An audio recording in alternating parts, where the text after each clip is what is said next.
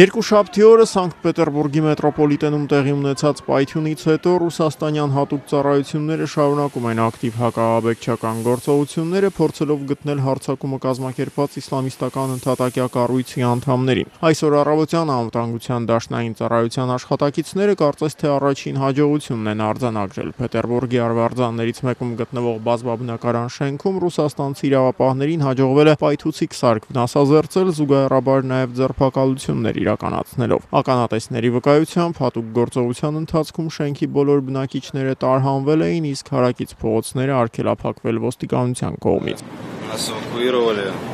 Մեզ տարհանեցին մոտավորապես առավոտյան 7-ին, ասացին, որ շենքը ականապատված է եւ ականազերծման գործողություններ են իրականացնելու։ Բոլոր մեքենաները բակից հեռացրեցին եւ ասացին սպասեք։ Մի որոշ ժամանակ անց ինչ-որ տարօրինակ քաղաքացիների դուրս բերեցին եւ նստեցրին մեքենան։ Ռուսական հեռուստաընկերություններից մեկի եթերում պատմում էր տարհանված շենքի բնակիչներից մեկը։ Լրագրողու հարցին էլ, թե ինչ տեսք ունեին ձերբակալվածները, պետերբուրգցի տղամարդը պատասխանում է ոչ սլավոնական արտաքինով։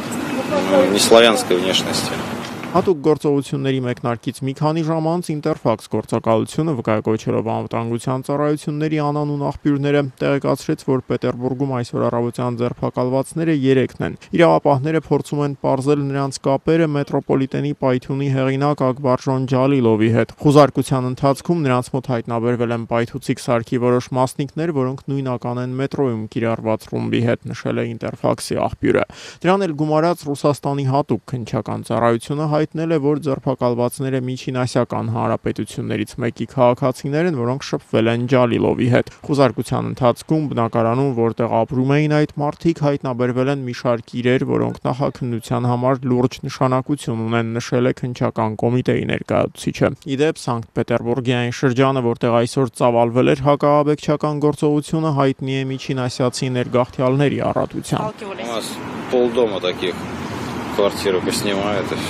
Ռուսաստանյան լրատվամիջոցներն այսօր որոշ նոր մանրամասներ ևս հաղորդում են Պետերբուրգի մետրոյում տեղի ունեցած ահաբեկչական հարձակման հետաքննության ընթացքից։ Այսպես Ինտերֆաքսին հաջողվել է պարզել, որ քննչական խմբի հիմնական վարկածներից մեկի համաձայն պայթյունի անմիջական հեղինակ Ակբարժոն Ջալիլովը նույնիսկ տեղյակ չէր, որ գործողության ընթացքում զոհվելու է։ Ջալիլովն ըստ ամենայնի պետք է 2 պայթուցիկ սարքերը թողներ մետրոյում եւ հեռանար, դա էր վկայում նրա պահվածք, ինչպես նաեւ այն հանգամանքը, որ նա ծայրահեղ իսլամի կողմնակից էր դարձել համեմատաբար վերջերս, ինչը բնորոշ չէ ինքնասպան ահաբեկիչներին, նրանց նախապատրաստելու համար շատ ավելի երկար ժամանակ է պահանջվում։ Գրում է Ինտերֆաքսը, հավելելով, որ քննիչները չեն բացառում, որ ահաբեկչության կազմակերպիչները կարող էին պարզապես տեղյակ չպահել 22-ամյա Ջալիլովին, որ նրան ինքնասպան ահաբեկչի դերակատարություն է վերապահված։